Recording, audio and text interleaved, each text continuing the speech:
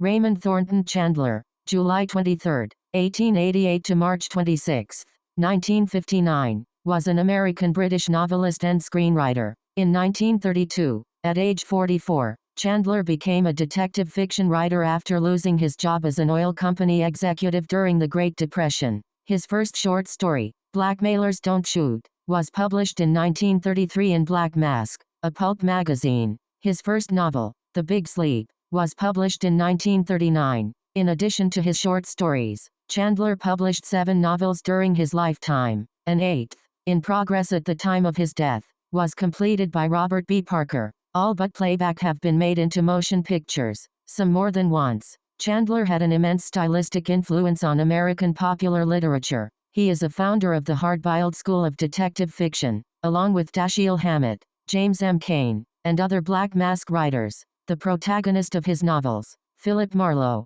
like Hammett's Sam Spade, is considered by some to be synonymous with private detective. Both were played in films by Humphrey Bogart, whom many consider to be the quintessential Marlowe. The Big Sleep placed second on the Crime Writers Association poll of the 100 best crime novels. Farewell, My Lovely, 1940, The Lady in the Lake, 1943, and The Long Goodbye, 1953, also made the list. 1. The latter novel was praised in an anthology of American crime stories as arguably the first book since Hammett's The Glass Key, published more than 20 years earlier, to qualify as a serious and significant mainstream novel that just happened to possess elements of mystery. Chandler was also a perceptive critic of detective fiction. His The Simple Art of Murder is the canonical essay in the field. 2. 3. In it he wrote, "Down these mean streets a man must go who is not himself mean, who is neither tarnished nor afraid. The detective must be a complete man and a common man and yet an unusual man.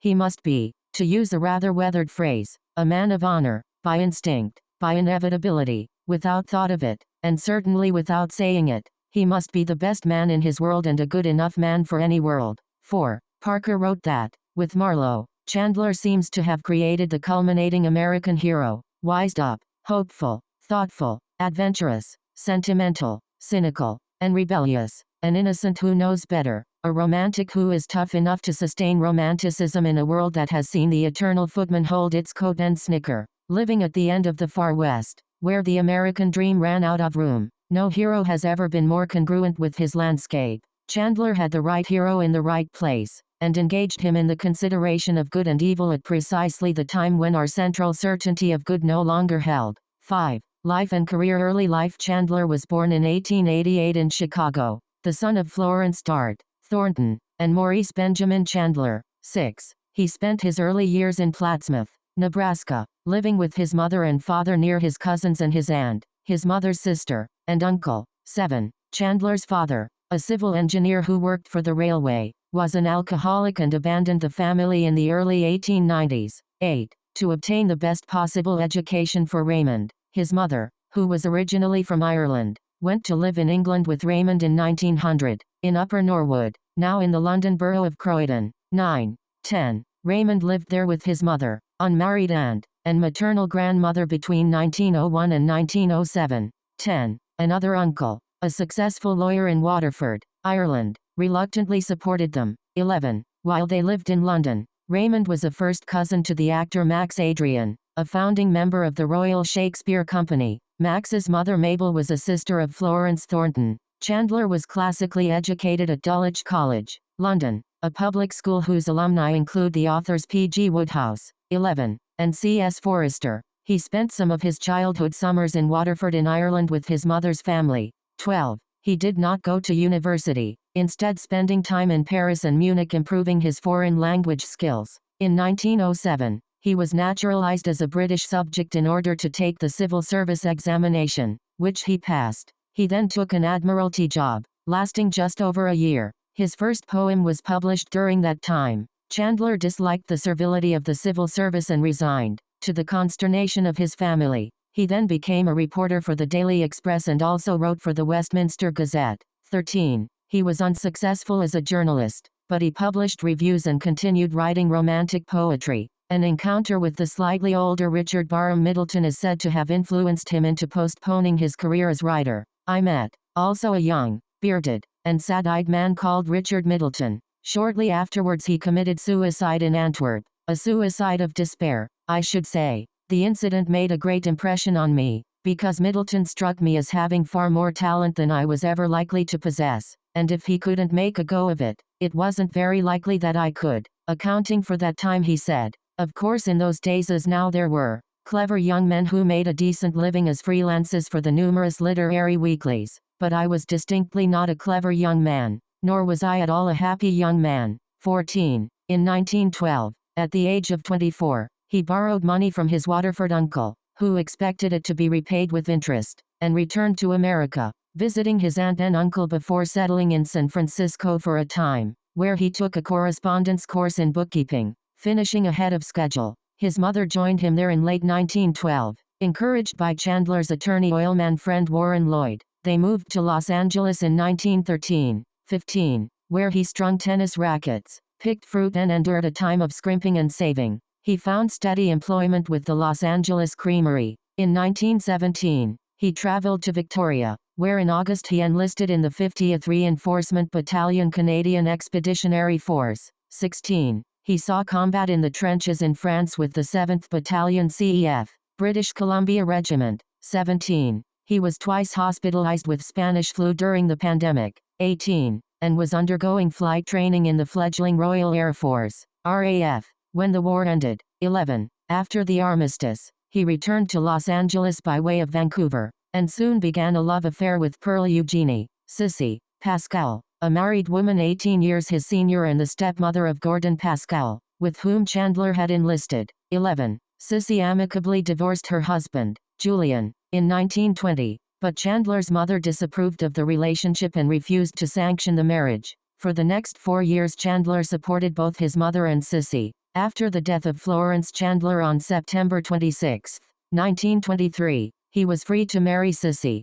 They were married on February 6, 1924. 11. 19. Having begun in 1922 as a bookkeeper and auditor, Chandler was by 1931 a highly paid vice president of the Dabney Oil Syndicate, but his alcoholism, absenteeism, promiscuity with female employees, and threatened suicides. 11. Contributed to his dismissal a year later, after 10 years with the company. As a writer in straitened financial circumstances during the Great Depression, Chandler turned to his latent writing talent to earn a living, teaching himself to write pulp fiction by analyzing and imitating a novelette by Earl Stanley Gardner. Chandler's first professional work, Blackmailers Don't Shoot, was published in Black Mask magazine in 1933. According to genre historian Herbert Room, Chandler, who worked slowly and painstakingly, revising again and again, had taken 5 months to write the story. Earl Stanley Gardner could turn out a pulp story in 3 or 4 days, and turned out an estimated 1,000.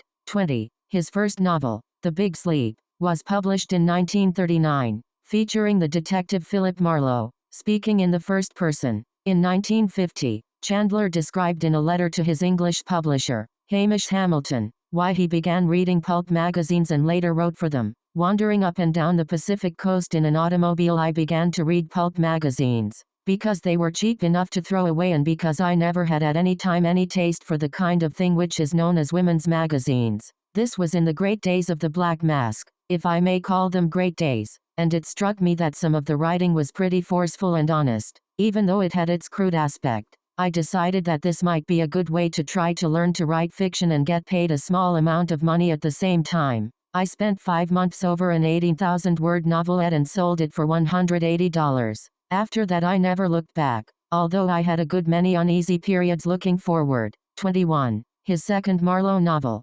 Farewell, My Lovely, 1940, became the basis for 3 movie versions adapted by other screenwriters, including the 1944 film Murder My Sweet, which marked the screen debut of the Marlowe character, played by Dick Powell, whose depiction of Marlowe was applauded by Chandler. Literary success and film adaptations led to a demand for Chandler himself as a screenwriter. He and Billy Wilder co-wrote Double Indemnity, 1944, based on James M. Cain's novel of the same title. The noir screenplay was nominated for an Academy Award. 22. Said Wilder, I would just guide the structure and I would also do a lot of the dialogue, and he, Chandler, would then comprehend and start constructing too. Wilder acknowledged that the dialogue which makes the film so memorable was largely Chandler's. Chandler's only produced original screenplay was The Blue Dahlia, 1946. He had not written a denouement for the script and, according to producer John Houseman, Chandler concluded he could finish the script only if drunk, with the assistance of round-the-clock secretaries and drivers, which Houseman agreed to. The script gained Chandler's second Academy Award nomination for screenplay. 23. Chandler collaborated on the screenplay of Alfred Hitchcock's Strangers on a Train, 1951, an ironic murder story based on Patricia Highsmith's novel, which he thought implausible. Chandler clashed with Hitchcock and they stopped talking after Hitchcock heard Chandler had referred to him as that fat bastard. 24. Hitchcock made a show of throwing Chandler's 2 draft screenplays into the studio trash can while holding his nose, but Chandler retained the lead screenwriting credit along with Zenzi Ormond. In 1946, the Chandlers moved to La Jolla, an affluent coastal neighborhood of San Diego, California, where Chandler wrote 2 more Philip Marlowe novels, The Long Goodbye and his last completed work, Playback. The latter was derived from an unproduced courtroom drama screenplay he had written for Universal Studios. 4 chapters of a novel, unfinished at his death, were transformed into a final Philip Marlowe novel, Poodle Springs, by the mystery writer and Chandler admirer Robert B. Parker. In 1989, Parker shares the authorship with Chandler. Parker subsequently wrote a sequel to The Big Sleep entitled Perchance to Dream, which was salted with quotes from the original novel. Chandler's final Marlowe short story, circa 1957, was entitled The Pencil. It later provided the basis of an episode of the HBO miniseries, 1983-86, Philip Marlowe, Private Eye, starring Powers Booth as Marlowe. In 2014, The Princess and the Peddler, 1917, a previously unknown comic operetta, with libretto by Chandler and music by Julian Pascal, was discovered. 25. Among the uncatalogued holdings of the Library of Congress, the work was never published or produced. It has been dismissed by the Raymond Chandler estate as no more than a curiosity. 26. A small team under the direction of the actor and director Paul Sand is seeking permission to produce the operetta in Los Angeles.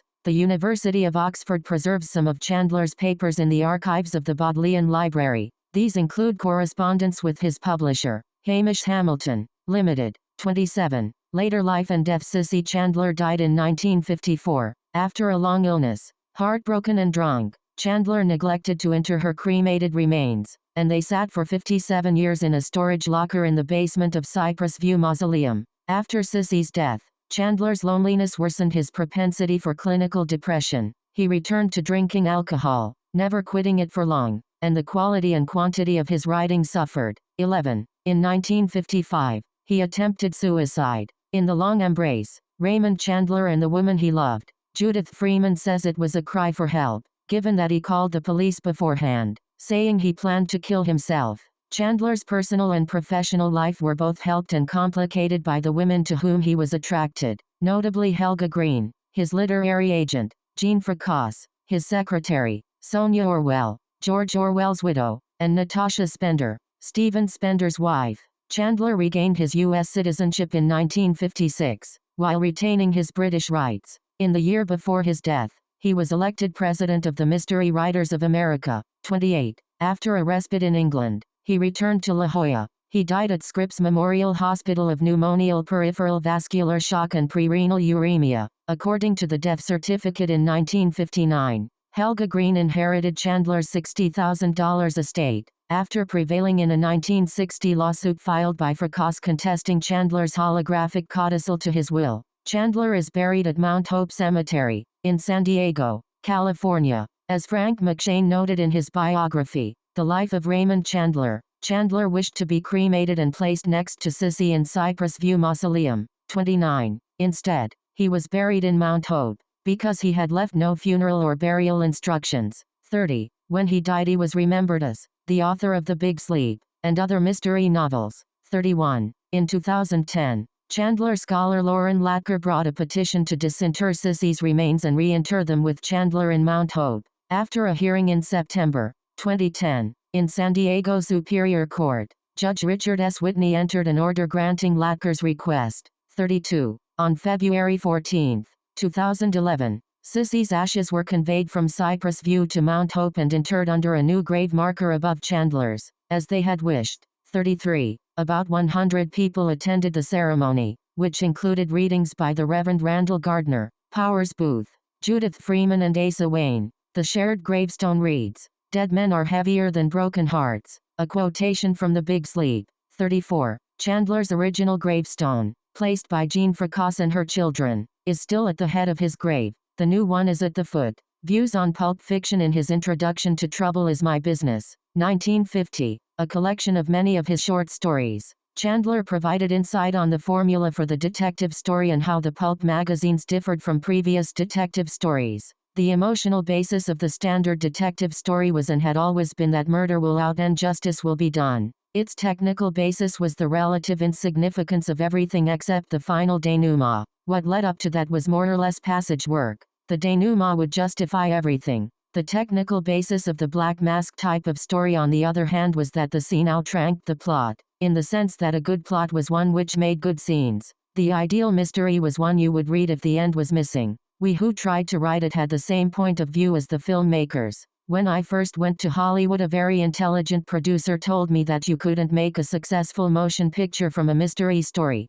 because the whole point was a disclosure that took a few seconds of screen time while the audience was reaching for its hat. He was wrong, but only because he was thinking of the wrong kind of mystery. As to the emotional basis of the hard-boiled story, obviously it does not believe that murder will out and justice will be done unless some very determined individual makes it his business to see that justice is done. The stories were about the men who made that happen. They were apt to be hard men, and what they did, whether they were called police officers, private detectives or newspaper men, was hard, dangerous work. It was work they could always get. There was plenty of it lying around. There still is. Undoubtedly the stories about them had a fantastic element. Such things happened, but not so rapidly, nor to so close-knit a group of people, nor within so narrow a frame of logic. This was inevitable because the demand was for constant action. If you stopped to think, you were lost. When in doubt, have a man come through a door with a gun in his hand. This could get to be pretty silly, but somehow it didn't seem to matter. A writer who is afraid to overreach himself is as useless as a general who is afraid to be wrong. Chandler also described the struggle that writers of pulp fiction had in following the formula demanded by the editors of the pulp magazines. As I look back on my stories, it would be absurd if I did not wish they had been better. But if they had been much better, they would not have been published. If the formula had been a little less rigid, more of the writing of that time might have survived. Some of us tried pretty hard to break out of the formula, but we usually got caught and sent back. To exceed the limits of a formula without destroying it is the dream of every magazine writer who is not a hopeless hack. 35. Reputation critics and writers, including W. H. Auden, Evelyn Waugh and Ian Fleming, greatly admired Chandler's prose. 11. In a radio discussion with Chandler, Fleming said that Chandler offered some of the finest dialogue written in any prose today. 36. Contemporary mystery writer Paul Levine has described Chandler's style as the literary equivalent of a quick punch to the gut. 37. Chandler's swift-moving, hard-boiled style was inspired mostly by Dashiell Hammett, but his sharp and lyrical similes are original. The muzzle of the Luger looked like the mouth of the 2nd Street Tunnel. He had a heart as big as one of Mae West's hips. Dead men are heavier than broken hearts. I went back to the C-steps and moved down them as cautiously as a cat on a wet floor. He was crazy as a pair of waltzing mice, but I liked him. I felt like an amputated leg. He was about as inconspicuous as a tarantula on a slice of angel food. Chandler's writing redefined the private eye fiction genre, led to the coining of the adjective Chandleresque, and inevitably became the subject of parody and pastiche. Yet the detective Philip Marlowe is not a stereotypical tough guy, but a complex, sometimes sentimental man with few friends, who attended university, who speaks some Spanish and sometimes admires Mexicans and blacks, and who is a student of chess and classical music. He is a man who refuses a prospective client's fee for a job he considers unethical. The high regard in which Chandler is generally held today is in contrast to the critical sniping that stung the author during his lifetime. In a March 1942 letter to Blanche Knopf, published in Selected Letters of Raymond Chandler, he wrote, "The thing that rather gets me down is that when I write something that is tough and fast and full of mayhem and murder, I get panned for being tough and fast and full of mayhem and murder, and then when I try to tone down a bit and develop the mental and emotional side of a situation, I get panned for leaving out what I was panned for putting in the first time." Although his work enjoys general acclaim today, Chandler has been criticized for certain aspects of his writing. The Washington Post reviewer Patrick Anderson described his plots as rambling at best and incoherent at worst. Notoriously, although perhaps also anecdotally, even Chandler did not know who murdered the chauffeur in The Big Sleep. 38. And Anderson criticized Chandler's treatment of black, female, and homosexual characters, calling him a rather nasty man at times. 39. 40. Anderson nevertheless praised Chandler as probably the most lyrical of the major crime writers. 41. Chandler's short stories and novels are evocatively written, conveying the time, place and ambience of Los Angeles and environs in the 1930s and 1940s. 11. The places are real, if pseudonymous. Bay City is Santa Monica, Gray Lake is Silver Lake, and Idle Valley a synthesis of wealthy San Fernando Valley communities. Playback is the only one of his novels not to have been made into a movie. Arguably the most notable adaptation is Howard Hawks' The Big Sleep, 1946, with Humphrey Bogart as Marlowe. William Faulkner and Lee Brackett were co-writers of the screenplay. Chandler's few screenwriting efforts and the cinematic adaptation of his novels proved stylistically and thematically influential on the American film noir genre.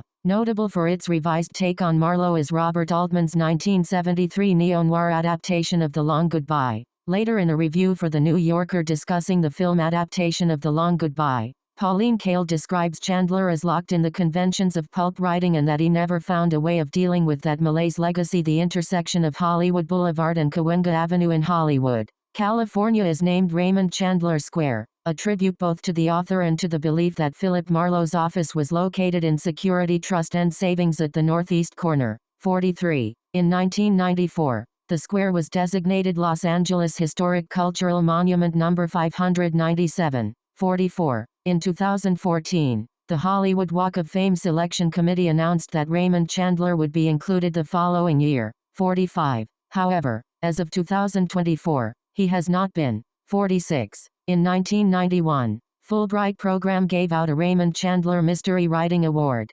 47. And in 1994, they gave out a Raymond Chandler Award. 48. Noir and Festival's Lifetime Achievement Award is also named after Raymond Chandler. 49. Works, novels and novellas. The Big Sleep, 1939. Farewell, My Lovely, 1940. The High Window, 1942. The Lady in the Lake, 1943. The Little Sister, 1949. The Long Goodbye, 1953. Playback, 1958. Posthumously completed. Poodle Springs, completed by Robert B. Parker. Published 1989. Screenplays. Double Indemnity, 1944, with Billy Wilder, nominated for the Academy Award for Best Adapted Screenplay. And Now Tomorrow, 1944, with Frank Partis. The Unseen, 1946, with Hagar Wilde. The Blue Dahlia, 1946, nominated for the Academy Award for Best Original Screenplay. Strangers on a Train,